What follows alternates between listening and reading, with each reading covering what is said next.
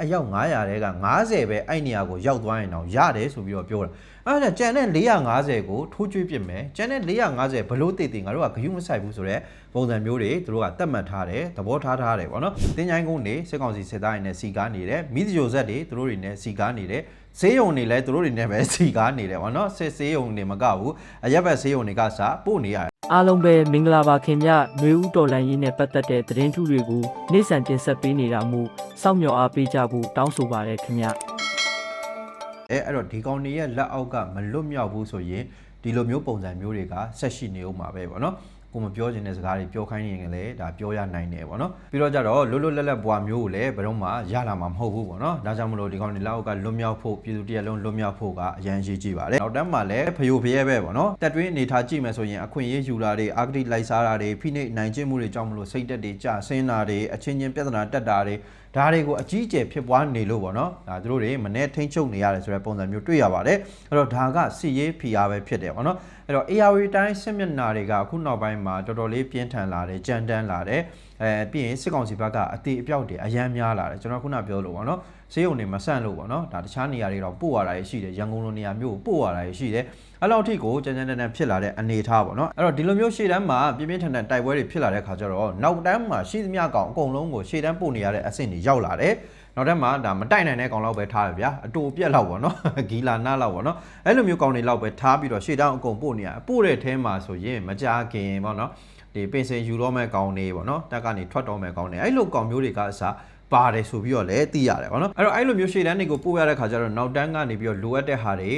ပါဆယ်တွေပါပို့ပေးရတယ်ပေါ့ဗျာစားနဲ့ရိတ်ခါအတွက်လုပ်ပေးရတယ်ပေါ့ဗျာဘာကြောင့်လဲဆိုတော့ဒီတော်လိုင်းအင်အားစုတွေလိုမျိုးကျွေးမဲ့ပြည်သူလည်းမရှိဘူးပေါ့နော်ဒီကောင်တွေကရွာတွေကနေပြီးတော့ခိုးစားဝက်စားမှာပဲရမယ်ပုံစံမျိုးရှေ့တန်းမှာစစ်တိုက်နေတဲ့နောက်တန်းအကောင်တွေပါငတ်ကုန်တာပေါ့နော်ဒေါ်လိုင်းအင်အားစုတွေကရှေ့တန်းအကောင်တွေကိုကျုံနေနေနောက်တန်းကိုပါငတ်အောင်လုပ်နေတယ်လို့ပြောလို့ရတယ်ဒါ CAF ရပဲပေါ့နော်ပြီးရင်နောက်တန်းမှာပေါ့နော်ဒါလူမလောက်လို့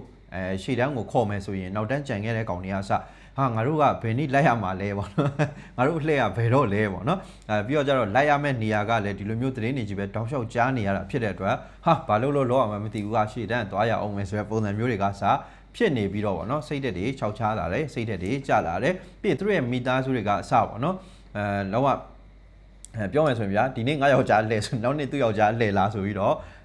့ဒီလိုမျိုးသတင်းဆိုးတွေကိုစောက်မျှော်နေရမယ်ဆိုတဲ့အဖြစ်မျိုးတွေကြုံနေရတာဗောနော်အခုလည်းအဲ့လိုမျိုးအခြေအနေတွေကြောင့်မလို့တက်မိသားစုတွေနဲ့အောက်ခြေမိသားစုတွေကြားမှာစူပူအောင်ကြွားမှုတွေဖြစ်လာနိုင်ခြေရှိတယ်ဗောနော်တရင်မှုနဲ့ပိုင်နေဆိုရင်ငွေရတဲ့နေရာမျိုးတွေမှာတာဝန်ပေးခံရတယ်အသက်အန္တရာယ်မရှိတဲ့နေရာမျိုးတွေမှာတာဝန်ထမ်းဆောင်ရတဲ့ရုံးလုပ်ငန်းကိစ္စမျိုးတွေရုံးထိုင်ရတဲ့ကိစ္စမျိုးတွေမှာတာဝန်ထမ်းဆောင်နေရတဲ့သူတွေရှိတယ်ဒါပေမဲ့မဖားတတ်တဲ့ကောင်တွေဗောနော်တရင်မှုနဲ့တဲ့အောင်မနေတတ်တဲ့ကောင်တွေတက်ကကြီးကဲနဲ့တဲ့အောင်မနေတတ်တဲ့ကောင်တွေကြတော့ဒါရှေ့တန်းကိုပို့ခံရတယ်ရှေ့တန်းတောင်မှပဲဒါအခြေအနေပေးလို့ဗောနော်လူချင်းမယ်ဆိုရင်တော့မှပဲအဲ့ကောင်တွေမပါဘူးဆိုတဲ့ပုံစံမျိုးတွေထိကြုံတွေ့နေရတယ်ဆိုပြီးတော့လည်းသိရတယ်ဗောနော်အဲ့တော့ဒီအခုနောက်ပိုင်းရှေ့တန်းဆိုတဲ့ဟာကလည်းတေလန်းလို့ပြောရင်ပုံမှန်လိမ့်မယ်ဗောနော်ဘာကြောင့်လဲဆိုတော့ AR တိုင်းစစ်မျက်နှာတွေကတိုက်ပွဲတွေကတော်တော်လေးပြင်းထန်နေတာဖြစ်တဲ့အတွက်ငါကတော့တက်သွားရင်တော့တန်းတည်မှာပဲဆိုတဲ့ပုံစံမျိုးတွေဖြစ်နေမှာပေါ့လေနော်တာဝန်ပေးတဲ့ခါမှာခွဲခြားဆက်ဆံခံရတယ်ဆိုပြီးတော့လည်းဒါဖြစ်လာတယ်အဲ့ခွဲခြားဆက်ဆံခံရတဲ့ဟာကအရင်ကတည်းကရှိတာအခုမှမဟုတ်ဘူးဒါပေမဲ့အခုမှအတန်တွေထွက်လာတာအဲ့ဒါဘာကြောင့်လဲဆိုတော့ CAF အားကြောင့်နော်ပြီးရင်ဒါစစ်သားမိန်းမတယောက်ဆိုရင်ပေါ့နော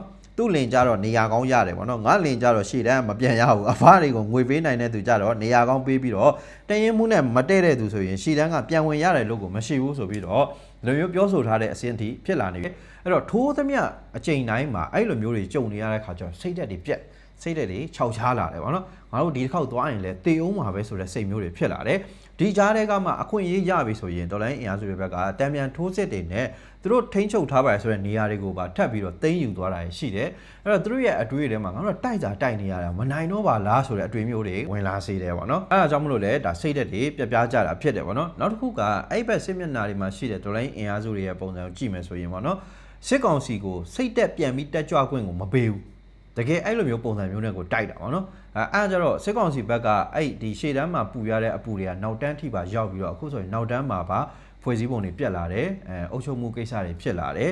ပြီးတော့တချို့သတင်းတွေကြားရသမျှဆိုရင်ပေါ့နော်သူတို့ရဲ့စစ်သားတွေကရှေ့တန်းလိုနေရာမျိုးတွေခုနတရင်မှုနဲ့မတည့်တဲ့ကောင်တွေဖြစ်မှာပေါ့နော်ပြီးရင်စစ်စင်လိုအပ်ချက်ရလဲပေးမဲ့နေရာမျိုးတွေမရှိတဲ့ခါကျတော့ရှေ့တန်းကနေနောက်တန်းကိုပေါ့နော်လုံးဝမပြန်နိုင်သေးတဲ့သူတွေပေါ့နော်နှစ်ပေါက်အောင်နေရတဲ့ကောင်တွေအများကြီးဖြစ်လာတယ်အဲ့ချိန်မှာနောက်တန်းမှာပေါ့နော်သူတို့ရဲ့မိန်းမဖြစ်တဲ့သူတွေကဖ ဖောက်ပြားတာတွေဖောက်ပြန်တာတွေပေါ့နော်ဒီလိုတွေဖြစ်လာတယ်ဆိုပြီးတော့လည်းသိရတယ်အဲ့လိုတွေဖြစ်တဲ့ချိန်မှာရှေ့တန်းမှာဒီသတင်းကိုကြားတဲ့စစ်သားတွေကဘလို့မှအဆင်မပြေကိုမိမမဟုတ်ဘူးဆိုရင်တော့တခြားသူရဲ့မိမအဲ့လိုဖြစ်နေတယ်ဆိုရင်ဒီကောင်တွေမှာတန်တရားတွေဖြစ်နေတာပေါ့နော်